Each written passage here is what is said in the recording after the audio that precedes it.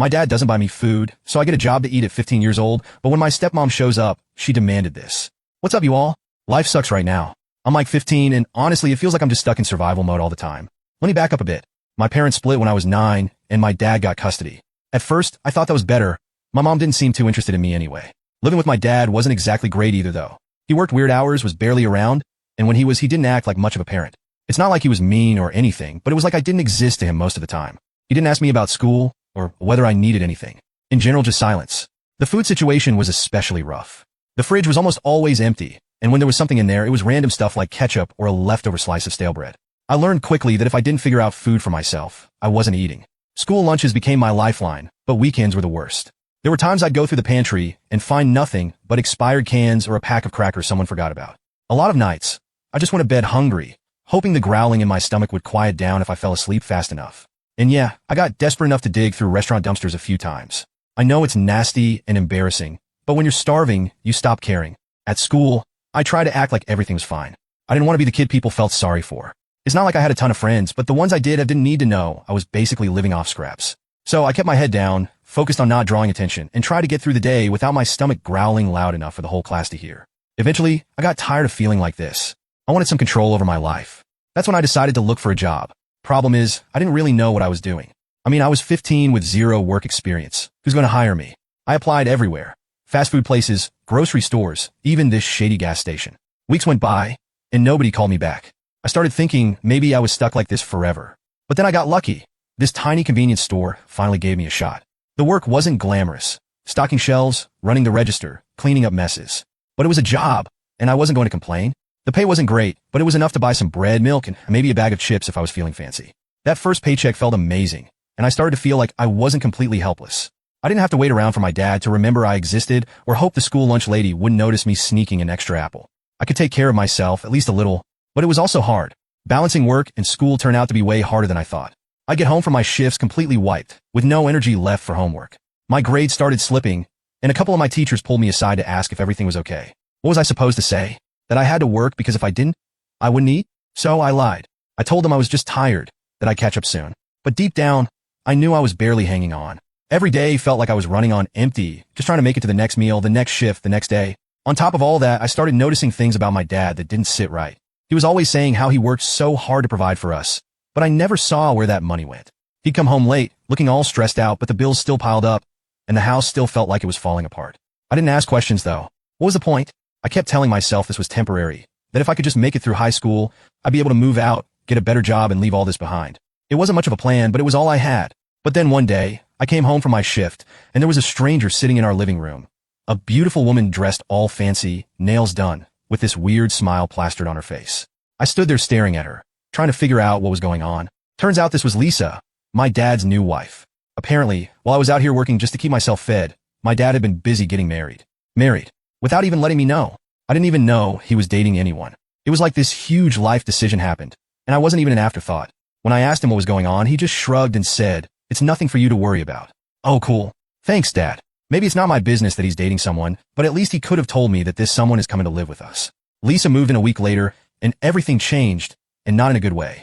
She came in like she was running the place, redecorating the house, and making all these new rules. Suddenly, my shoes couldn't be by the door, the TV couldn't be left on, and even the way I folded my laundry was wrong. At first, I tried to stay out of her way. I figured if I just kept my head down, things would blow over. But nah, she had this way of making me feel like I didn't belong in my own house. She'd rearrange things and then get mad when I messed it up. Like, sorry for opening the pantry to grab food, Lisa. My bad for existing. Speaking of food, that became a whole new issue. Lisa cooked meals, but only enough for her and my dad. If I wanted to eat, I had to figure it out on my own. And if I tried to grab leftovers, forget it. She'd throw out anything extra before I could even get to it. Once, I tried to eat some rice she left on the stove, and she told me, "That's not for you." It was like she went out of her way to make sure I felt like an outsider. My dad didn't do anything about it, of course. If anything, he seemed totally fine with it. He'd sit there letting Lisa run the show, acting like this was all normal. I started avoiding the kitchen altogether just to avoid the awkwardness. Most nights, I just eat something small in my room, bread, maybe some ramen if I had it. It didn't stop there, though. Lisa didn't just take over the house. She started butting into my life, too. She had opinions about everything. How I dressed, how I kept my room, even how I spent my time. She once told me my clothes made me look sloppy, and that I should at least try to look decent. I wanted to tell her to mind her own business. But what was the point? Things hit a new low when she found out I was working. I guess she noticed me coming home late from school after my shifts or saw my uniform in the laundry. Instead of being impressed that I was handling my own stuff, she got mad, like, actually mad. She cornered me one evening and started grilling me about why I hadn't told her I had a job. I tried to explain that it wasn't really her business, but she wasn't having it. If you're earning money, you need to contribute to this household, she said, all serious. I told her I barely made enough to cover food and school supplies for myself, but she didn't care. That's not my problem, she said. From then on, she demanded I either give her half my paycheck or start paying rent. Rent. To live in a house where I wasn't even allowed to eat the food. I couldn't believe it. I tried talking to my dad, hoping he'd back me up, but nope, he just nodded along with Lisa, saying it was time I learned some responsibility. I was so furious. What could I do? Should I give her half of my paycheck? I already earned so little, and this job was what kept me alive. I couldn't imagine how I could survive if I gave her half of it, but I also knew she wouldn't back down, even if I begged her. Please, guys, tell me what should I do? I really need help. Update 1. Hey guys, I just wanted you to know that I caved and gave her the paycheck. I didn't know what else to do. The pressure was unbearable, and honestly, I was terrified she'd convince my dad to kick me out if I didn't. But of course, it didn't stop there.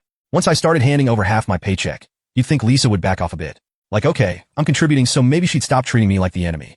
But if anything, it just made her worse. Every week when I got paid, she was waiting for her cut. I'd barely be through the door before she'd hold out her hand like a debt collector. You know the rules, she'd say with this smug smile, like I'd signed some contract agreeing to this madness. Half my pay, gone before I even had a chance to think about what I needed. With what was left, I'd scrape by bread, ramen, maybe some fruit if it was cheap. Forget about anything extra. Every dollar was stretched thin, and even then, it didn't feel like enough. What pissed me off is that it didn't stop at taking my money. She kept adding more to my responsibilities. It wasn't just cleaning up after myself anymore. I was expected to clean the whole house. Scrub the bathroom, vacuum the living room, do the dishes, all of it. And of course, it was never good enough. She'd walk around after I finished, pointing out random spots I missed or telling me I didn't put enough effort in. At this point, I was barely sleeping. Between school, work, and all the extra chores, I felt like a zombie. I'd come home from a shift dead tired, and there'd be a pile of dirty dishes waiting for me. If I tried to leave them for the next day, Lisa would lose it. She'd bang on my door, yelling about how I was ungrateful and disrespectful. It wasn't just the chores either. Lisa had this habit of going through my stuff when I wasn't home. I'd come back from work and find my backpack open, my drawers rifled through. At first, I thought maybe I was imagining it, but then I noticed things missing, small amounts of cash, snacks I'd bought for myself, even some personal stuff like my notebook. When I confronted her, she acted all innocent. Oh, I was just tidying up, she'd say with that fake smile. Tidying up? Really? Taking my money and snacks was tidying up? The worst part was how she justified it. You live under this roof, so you should be contributing more, she'd say. It's not fair for your dad and me to do everything. But I was the one doing all the chores, paying half my paycheck, and taking care of myself. What exactly were they doing? Even school became impossible to focus on.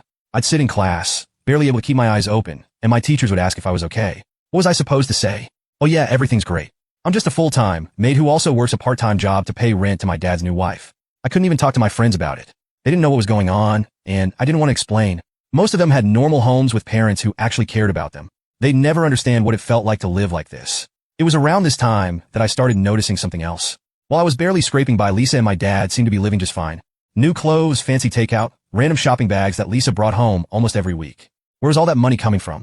My dad wasn't exactly rolling in cash, and Lisa didn't have a job. I tried not to think about it, but it nagged at me. How were they affording all this while I was paying half my paycheck and still going hungry? All I can do is survive. One day at a time, one paycheck at a time. But deep down, I know this isn't sustainable. Something has to give eventually. I just don't know when or how. Maybe Lisa will someday stop tormenting me and leave me alone, or maybe my dad will try to change what's happening. I really don't know, but I do know that I'm tired of all of this. If anything changes, I'll probably post an update. Update 2. Hey, it's Mike again. You won't believe what happened these last few days. When everything piles up, there's always a breaking point, right? Like you can deal with crap for so long, but eventually something tips the scale.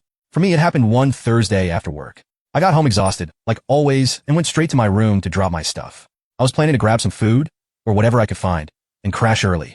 But when I opened my backpack, something fell off. I always kept my tip money in a small envelope tucked in a side pocket. It wasn't much, but I'd been saving it for weeks to get new shoes for school. My current pair had holes in them, and with the rainy season coming up, I was sick of walking around with soggy socks. But when I reached for the envelope, it was gone. At first, I thought maybe I misplaced it. I emptied out my entire bag, flipping through every notebook and pocket. But it wasn't there. My stomach sank. There was only one explanation, Lisa. She had gone through my bag again. The anger hit me like a wave.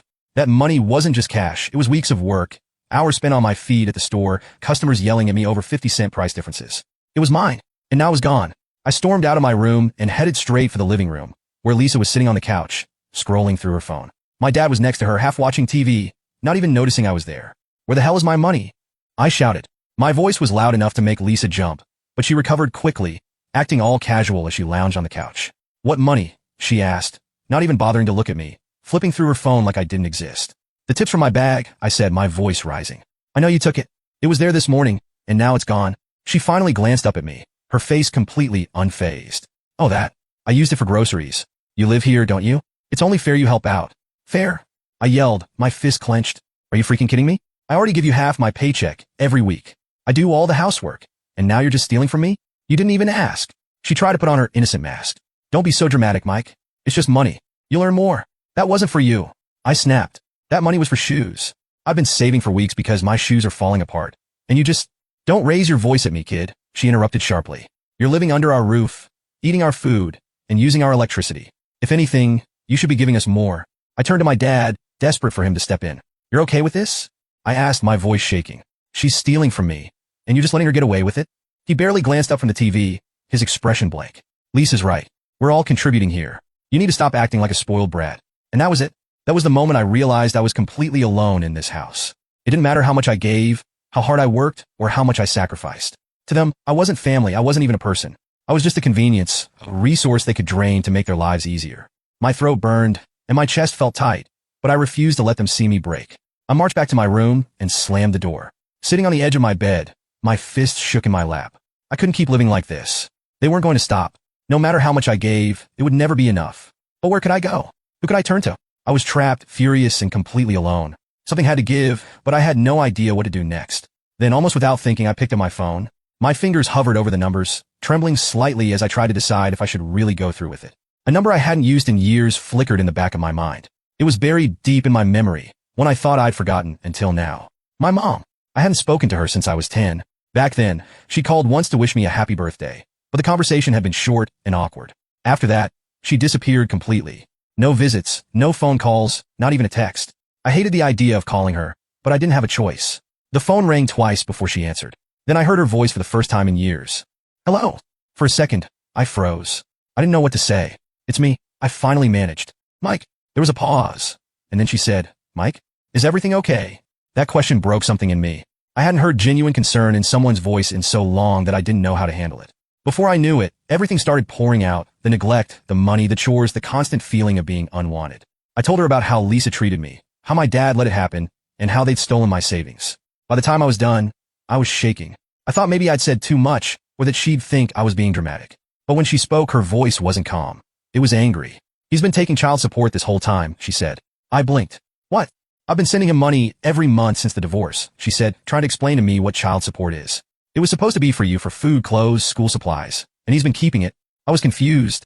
All those years of struggling, going hungry, wearing the same beat-up clothes, feeling like I had to fend for myself. It didn't have to be that way. He had the money. He just chose not to spend it on me. I'll figure something out, she said after a moment. You can't stay there. I'll talk to someone, maybe get a lawyer involved, but you have to hang on a little longer while I sort this out. I didn't know what to say. Part of me wanted to tell her it wasn't that easy, that things were too messed up. But hearing her say she'd try to help, really help, made something inside me loosen. For the first time, it felt like there might actually be a way out. I took a deep breath and said, okay. The call ended, but my mind kept racing. It wasn't a fix, not yet, but it was more than I'd had in years. I wasn't completely alone anymore. Someone now knew what I was going through apart from you guys, and would actually do something about it. Update 3. Hey guys, I came to tell you how everything started to flip over. Remember when I told you I didn't know how to feel when my mom said she'd try to help? While it felt good to hear her say she'd do something, part of me couldn't help but wonder if she really cared about me, or if she was just mad about the money she'd been sending all these years. I mean, it's not like she'd been around before. Was this about me, or was it about her feeling ripped off? Turns out, it was probably more about the money. She had no idea my dad had been taking her payments and doing who knows what with them. I remember when I told her in that phone call that I'd been working to survive. She was furious. Not because of what I went through, but because she'd been footing the bill for years without seeing where it was going. He's been stealing from both of us, she said, her voice sharp. Anyway, after the call, I try not to let myself get too excited. I didn't want to trust her completely. Not yet. What if she changed her mind? What if she got busy and forgot about me again? But at the same time, I couldn't shake the thought that maybe, just maybe, this could be my way out. In the days that followed, things at home got worse.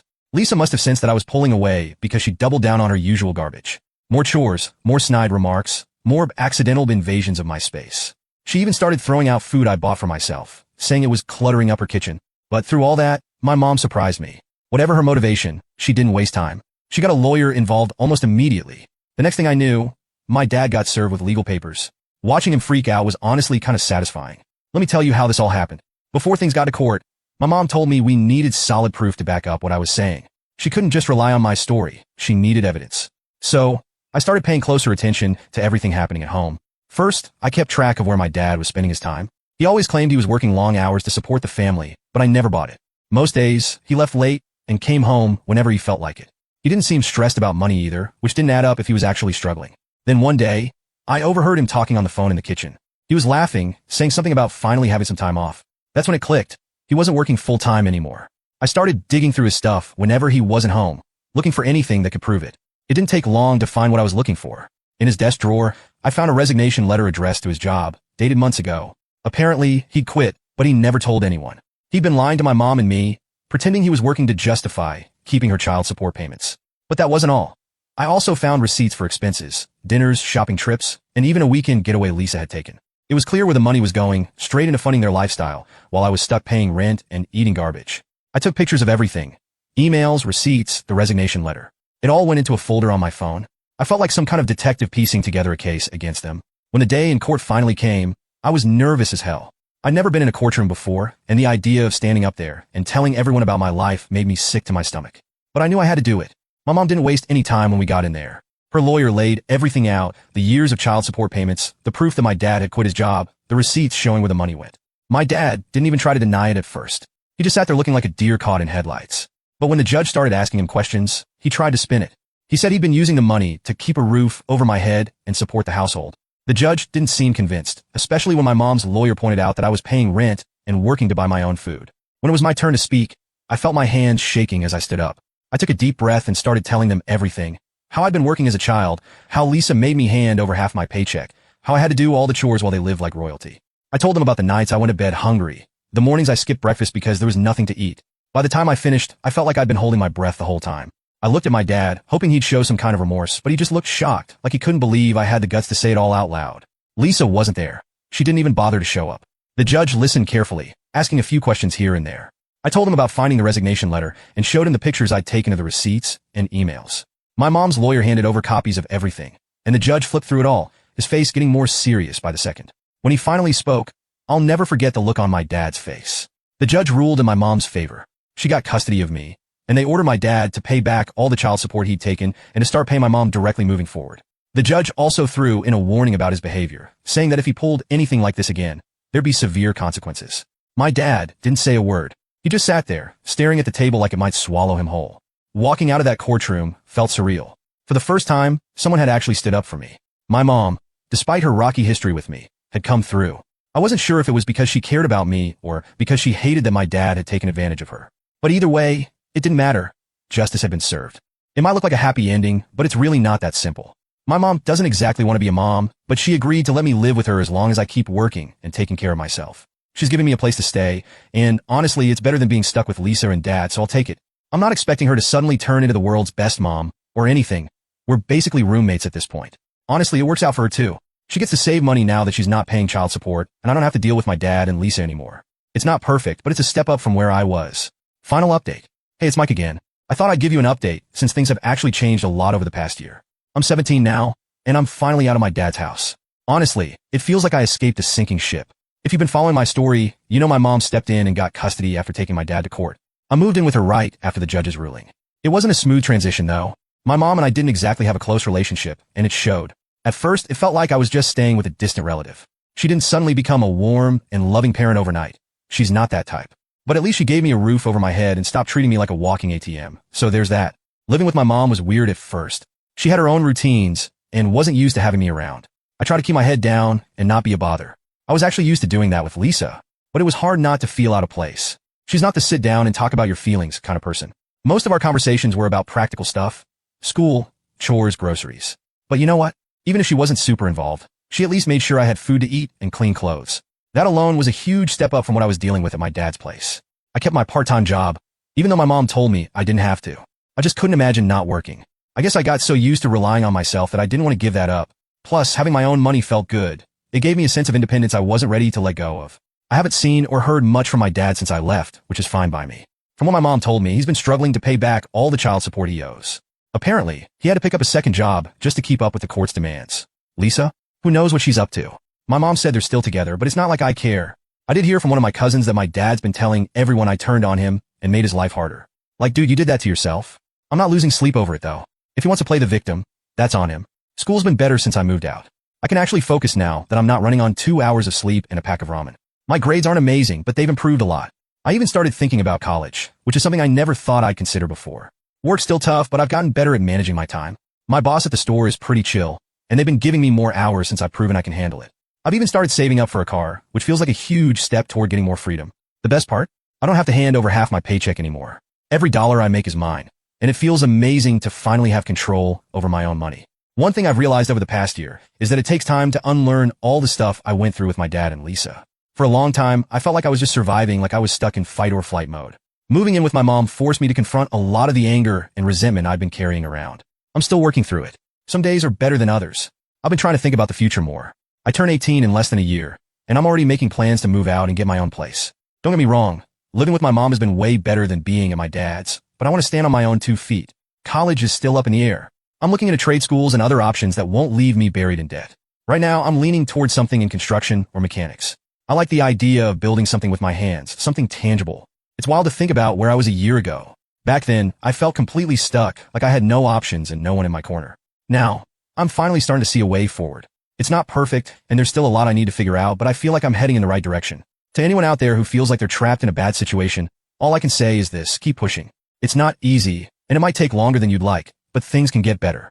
You just have to take it one step at a time. That's it for now. I'll probably update again on my 18th birthday and figure out what's next. Thanks for reading and for all the advice and support along the way. It's helped more than you know.